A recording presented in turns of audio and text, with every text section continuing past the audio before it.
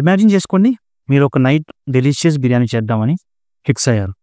చేస్తూ full efforts పెట్టి పర్ఫెక్ట్గా నైట్ 10 PM కుక్ అయింది అనుకోండి.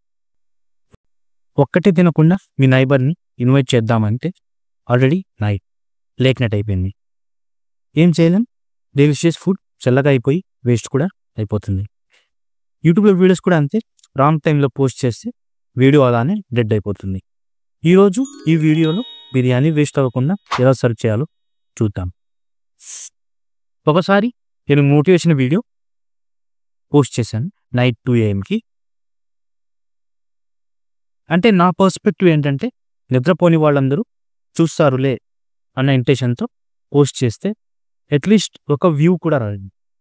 ఇనిషియల్ వ్యూస్ లేకపోవడంతో అసలు ఆ వీడియో ఎంగేజ్ కూడా అవ్వలేదు.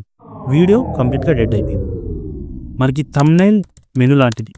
మెనూ చూసి వ్యూవర్స్ తినాలా వద్ద డిసైడ్ చేస్తారు. ఫుడ్ ఎంత బాగున్నా మెనూ ఎంటీ ఉంటే ఎవరు తినే ఇంట్రెస్ట్ చూపించడు. నెక్స్ట్ ఫుడ్ ఆర్డర్ చేశారనుకున్నాం, ఆర్డర్ వచ్చింది. ఫస్ట్ బైట్లోనే వాళ్ళకి టేస్ట్ రాకుంటే వాళ్ళు ఫుల్ మీల్స్ తింటారా? అదే ఫస్ట్ స్పూనే టేస్టీగా ఉంటే మొత్తం మీల్ కంప్లీట్ చేస్తారు. కాబట్టి వీడియో కూడా లెంత్ అయ్యే కొద్దీ వాళ్ళకి క్యూరియాసిటీ, సస్పెన్స్ బిల్ట్ అవ్వాలి. Every second matters.